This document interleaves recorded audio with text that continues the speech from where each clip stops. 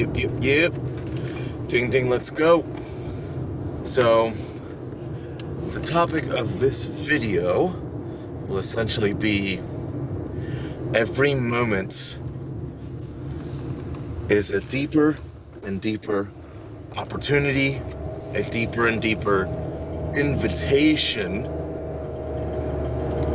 to take the route of the most integrity, to take the highest road.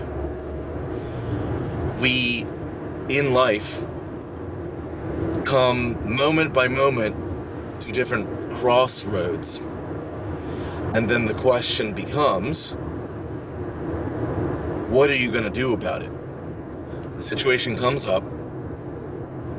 You have an opportunity, a chance, an invitation to be in your highest integrity, morality, ethics. Boom, the crossroads. What are you going to do about it? What are you going to do with it, with the situation that presents itself right in front of you? So this idea, this topic originally came up because, and there is so much wisdom, so much to be gained and learned from dreams. So a part of my dream last night was I was delivering food to someone, and it's funny because, I used to be a food delivery driver back in the day, so this sort of format was perfect for me, and that's how dreams are. Dreams will create the perfect format, so it's not too unrealistic, it's not too outrageous of an idea, of a situation, of a concept. You get put in the situation, and you get inundated with the crossroads situations. You get put, and it's really cool and interesting and at times daunting, but helpful, that dreams can go from one quick, significant crossroads after another.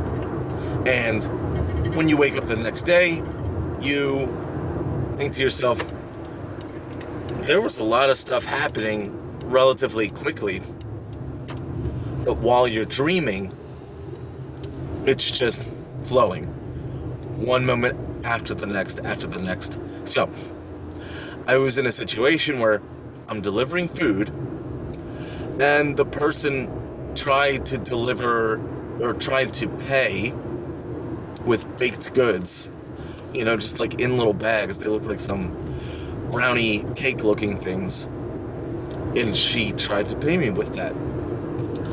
And another concept of importance, another significant aspect that is shown in this example is, what are you going to do? Where are your terms, your established terms, your boundaries, your standards? What will you and will you not accept when situations are presenting themselves as they are? So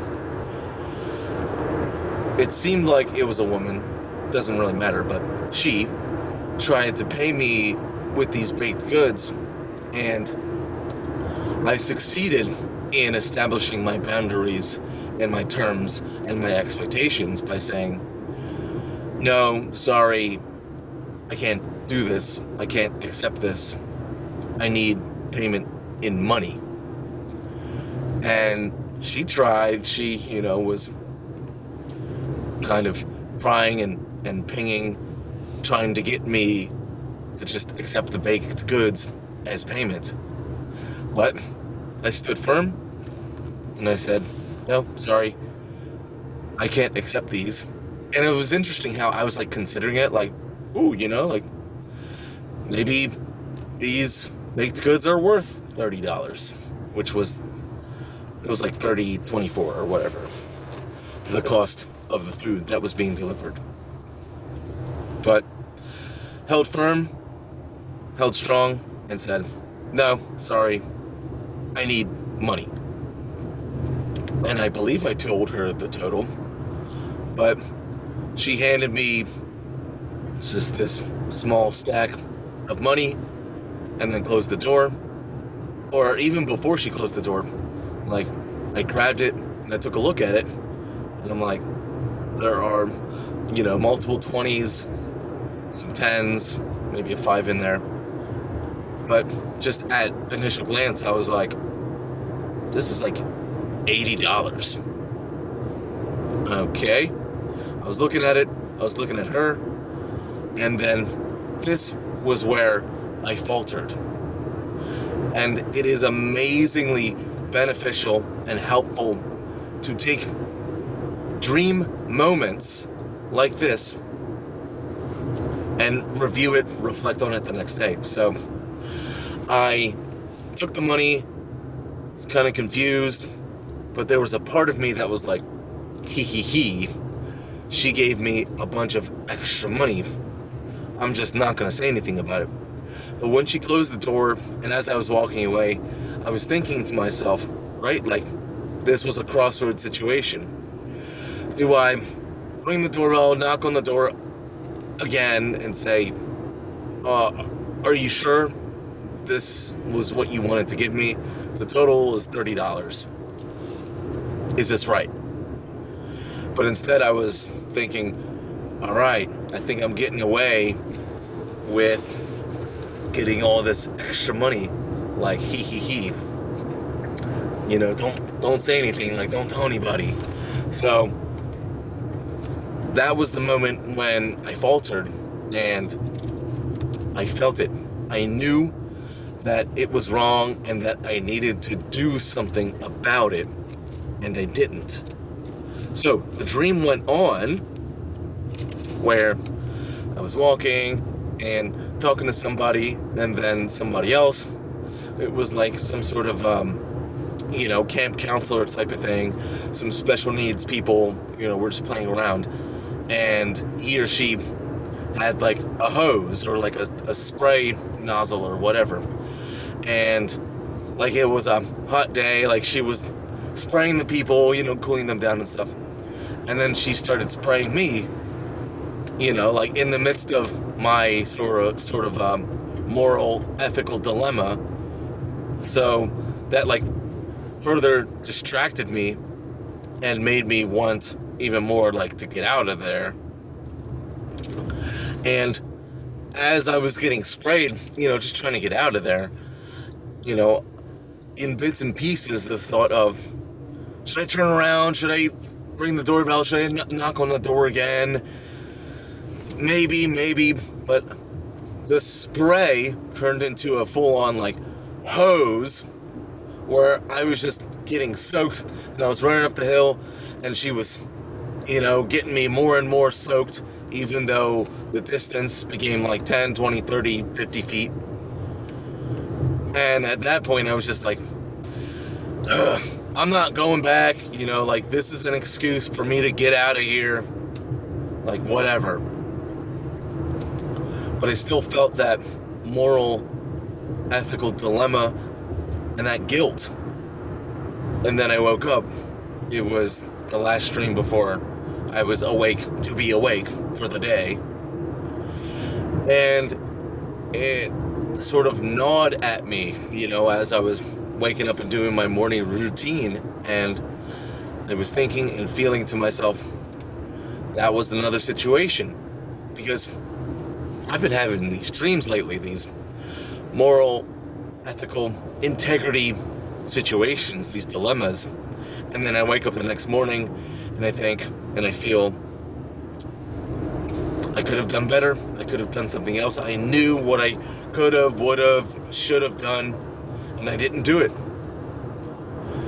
So sticking with that natural and healthy guilt and shame, which is a thing, healthy guilt and shame, because it is a signal to our mind, to our body, that, hey, do the right thing, do the best thing. You intuitively, on a heart and soul level, you know what you need to do, what you need to say, what needs to be done. Do it. And if you don't do it, you're going to know about it. You're going to feel about it. You're going to think about it. So in that sense, it's very healthy. It's very necessary. It is a byproduct. It is a co-faculty of our heart, soul, intuition. So in that sense, very natural, very necessary. Done deal. So I found it very particularly cosmically interesting and synchronistic that I had a job today where it was just fixing a situation, a handyman job situation where, just checking something here, where I fixed something that was not mounted, in studs, so the thing fell off. And the woman was very appreciative about me coming back, and it was, again, synchronistically interesting that, through the text conversation earlier days this week, one of the things that I was essentially pretty clear about was, look, you already paid me for the job.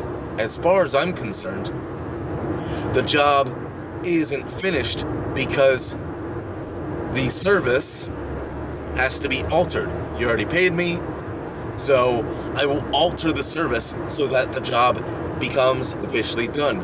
So therefore, you don't have to pay me any more money. I'm just gonna come in there, do the job, be done with it, we're done with it, we're all happy. At that point, the job is absolutely done. You've already paid me, you don't have to pay me anymore. Okay. So I get there, I do the job, and she said, I don't remember your rate for an hour. How much do you want me to pay you? And I told her straight up, if you want to pay me, you can pay me this amount. But, like I mentioned, the job was already paid for, and the fact that it wasn't mounted properly, you don't have to pay me any more money. I did the new mount, the new product, got the studs in, boom, boom, boom. This ain't going nowhere. Like, we're good. And then she, went forward and said, well, I have your memo, and I forget what words she used, but she was essentially like, I'm gonna pay you. And that was very symbolically similar to the dream last night, because, and as a result, in me having natural guilt, and the word that I wanted to get at before was remorse. Natural, necessary, healthy remorse, where something happened and you go, no, I want to make another choice. Like, I want things to be solid, neutralized, balanced. So I was given that opportunity, that crossroads in waking daily life. And I played it. I played it right. I played it with the integrity, with the morals, with the ethics of, look, you can pay me if you want, but this is a service I'm providing. You give me what you feel is the equal exchange. We are both in mutual communication and mutual understanding. Whatever you want to do is cool. I have provided my service, and we are in balance. We are square, right? We're all squared up. So I played it right. So the fact that this happened to me, and the fact that I'm able to spin it into a story that is a teaching, that is a bearing, a gift of wisdom that can be integrated in your own life. As far as I'm concerned, I live for that stuff. It makes the world go round. So there you go. We'll end the video with respects. Respect to you, to me, for living this life, for the ability, for the wherewithal, the willingness to see situation in high integrity, high ethics, high morality, and to actually act upon it, to listen to our heart, soul, intuition, and to do the best move at one crossroads, at every crossroads. Right? It's interesting how they say, you always meet the devil at the crossroads, and it's very true in that sense of, are you going to listen to the devil, the trying to get one over on someone, to try to get away with something? Or do you see, do you think, do you feel the highest, and do you act upon it? So, respect to you and to me and for all the people that take the high road. Respect to life, all of the layers, all of the symbiosis, all of the elements, the air, the water, the food, the earth, the fire, the sun. The fact that this is all working together so that we can not only stay alive, not only can we survive, but we can have another and another and another chance at a better and better and better life. Woo, doggy. All right, this is Mac 11. Catch you later.